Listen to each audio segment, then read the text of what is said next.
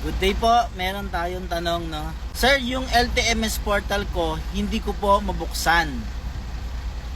Ganon din kay Sir JL. Paano boss, nakalimutan yung password?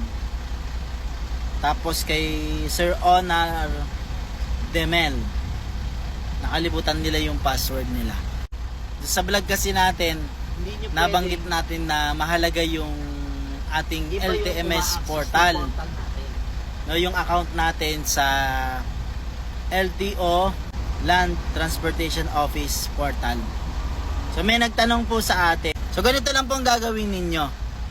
Punta po kayo sa search nyo lang po yung LTMS portal. Makikita nyo po yung portal.lto.gov.ph. Tapos click nyo po yung login. Punta po kayo sa pinakababa, forgot password. Ilagay nyo po yung email address ng pinag-register nyo po dati. No?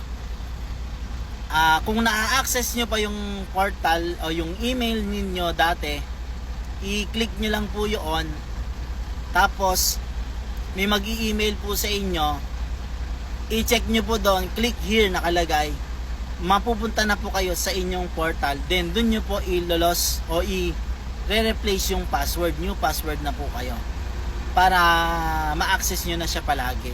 Ngayon may pagkakataon na yung email po ay nawawala, hindi na siya na-access, kumbaga not connected na siya, hindi na siya nabubuksan doon, hindi na nasisend ni portal sa email ninyo yung para ma-retrieve nyo yung password.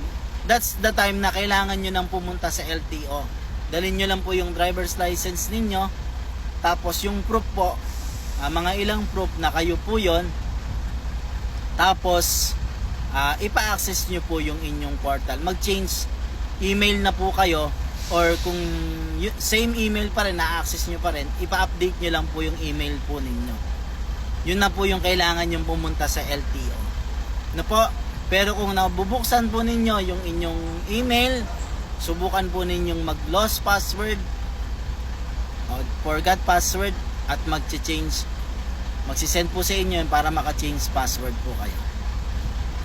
Ngayon, kung di nyo magawa uli yun, inuulit natin, pumunta na po kayo ng LTO, magpa-change email po kayo sa LTO. Ano po?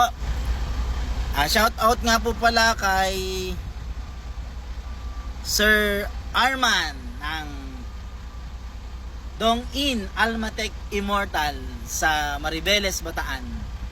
Shoutout po sa inyo dyan at proud po kami sa lahat ng mga importer-exporter po natin dito sa Pilipinas para sa ekonomiya. Road and Machine Care, magtagubilin at lagi maging caring sa ating pagmamaneho. Muli po, salamat po sa Diyos. Dito kami sa na manual location. Sige po.